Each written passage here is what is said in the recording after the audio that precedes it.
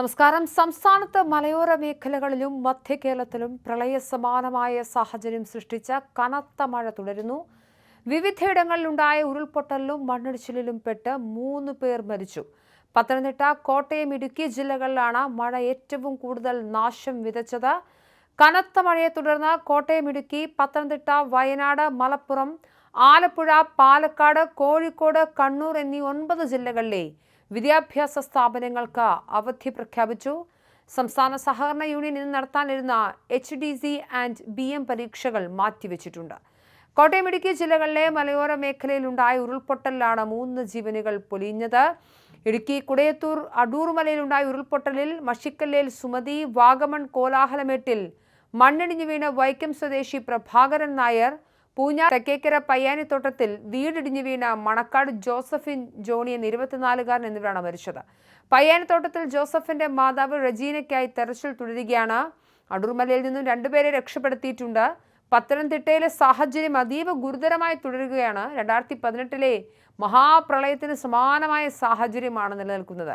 കേവലം 2 മണിക്കൂറിനുള്ളിൽ പമ്പാ നദി രൗദ്രഭാവം പൂണ്ട് കവിഞ്ഞൊഴുകുകയാണ്. പത്തനംതിട്ട തൂമ്പാക്കുളത്ത് ശക്തമായ ഉരുൾപൊട്ടൽ ഉണ്ടാവുകയും തേക്കുതോട് കൊച്ചുപാലം വെള്ളത്തിനടിയിലാവുകയും ചെയ്തിട്ടുണ്ട്. പമ്പയ്ക്ക് പുറമെ കക്കട്ടാറിലും ജലനിരപ്പ് അപകടനില കടന്നു ഉയരുകയാണ്. മഴ കനത്തതോടെ റാന്നി, കോന്നി പ്രദേശങ്ങൾ പൂർണ്ണമായും വെള്ളത്തിനടിയിലാണ്. ആളുകൾ വീടുകളുടെ 2ാം നിലയിൽ വരെ അഭയം തേടിയതോടെ ബോട്ടുകൾ ഉപയോഗിച്ചാണ് രക്ഷാപ്രവർത്തനം പുരോഗമിക്കുന്നത്. റാന്നിയിലെ പല പഞ്ചായത്തുകളും പുറംലോകവുമായി ഒറ്റപ്പെട്ടു. പെട്ടെന്നുണ്ടായ പ്രളയത്തിൽ വ്യാപാര സ്ഥാപനങ്ങൾക്ക് വെള്ളം കയറി കോടികളുടെ നഷ്ടമാണ് ഉണ്ടായിട്ടുള്ളത്.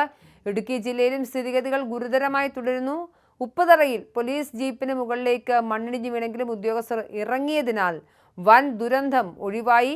ഏലപ്പാറ ചെമ്മണ്ണ് ഭാഗത്ത് വീടിന് മുകളിലേക്ക് മണ്ണിടിഞ്ഞു വീണ് ഒരാൾ കുടുങ്ങിക്കിടക്കുന്നതായാണ് റിപ്പോർട്ടുണ്ട്. വാഗമണ്ണിലും ഈരാറ്റുപേട്ട റോഡിലും മണ്ണിടിഞ്ഞ് ഗതാഗതം പൂർണ്ണമായും തടസ്സപ്പെട്ടു. കോട്ടയത്തിന്റെ കിഴക്കൻ മേഖലകളിൽ വ്യാപക നാശനഷ്ടമാണ് ഉണ്ടായത്.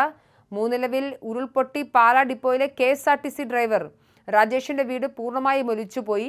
കൂട്ടിക്കൽ, കൊടുങ്ങ, പൂഞ്ഞാർ, മീനച്ചിൽ, കാഞ്ഞിരപ്പള്ളി താലൂക്കുകളിലെ വിവിധയിടങ്ങളിൽ ഉരുൾപൊട്ടലുണ്ടായി. കൂട്ടിക്കൽ, ഈരാറ്റുപേട്ട ടൗണുകൾ വെള്ളത്തിനടിയിലാണ്.